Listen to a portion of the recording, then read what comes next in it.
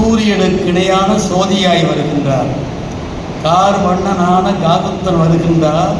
சூரியனுக்கு இணையான சோதியாய் வருகின்றார்.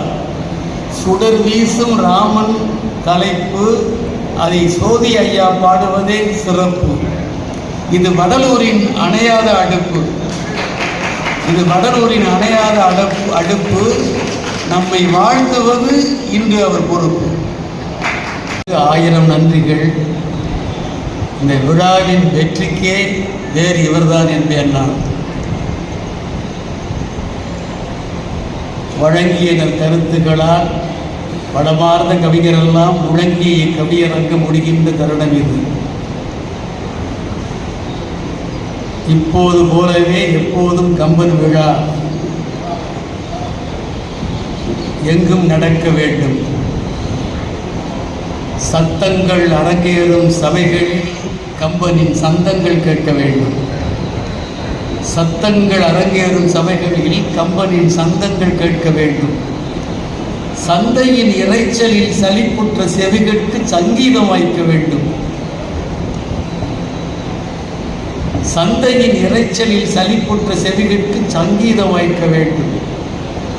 முத்திக்கு வழி தேடி அலையாமல் கம்பனில் முத்து குளிக்க வேண்டும். முத்திக்கு வழி தேடி அலையாமல் கம்பனில் முத்து குளிக்க வேண்டும். மொண்டு மொண்டு உண்டுதேன் வண்டு போல் கம்பனில் மூழ்கி தெளிக்க வேண்டும்.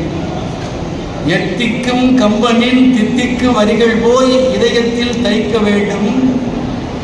எப்பொருள் ஆகினும் மெய்ப்பொருள் காணுமோர் இலக்கிலே துய்க்க வேண்டும். எப்பொருள் ஆகினும் மெய்ப்பொருள் காணுமோர் இலக்கிலே துய்க்க வேண்டும். பக்திக்கு மட்டுமா காவியம்? உள்ளாய்ந்து பாருங்கள், உண்மை தெரியும். பக்திக்கு மட்டுமா காவியம்? உள்ள ஆய்ந்து பாருங்கள், உண்மை தெரியும். வகை கொள்ளோம் யாரோடும் என்னும் ஓர் உயரிய பண்பாடு நன்கு புரியும். உறுதியாய் இறுதியாய் உங்களுக்கு கூறுகிறேன், ஏன் இந்த உலகுக்கே கூறுகிறேன், வம்புக்கு போராடி அலைகடல் வெள்ளத்தை வாய்க்காலில் தள்ள முடியாது. வானத்து விண்மீன்கள் கூட்டத்தை எவரும் போய் வலை வீசி அள்ள முடியாது. எம்படை பெரிதென்றே எறும்புகள் யானை முன் எதிர்நின்று துள்ள முடியாது. ஏணி வைத்து ஏறியே ஆணி வைத்து ஒருவனும் இமயத்தை கிள்ள முடியாது. கம்பன் போல் காவியம் எழுதுவேன் என்றெந்த கொம்பனும் சொல்ல முடியாது.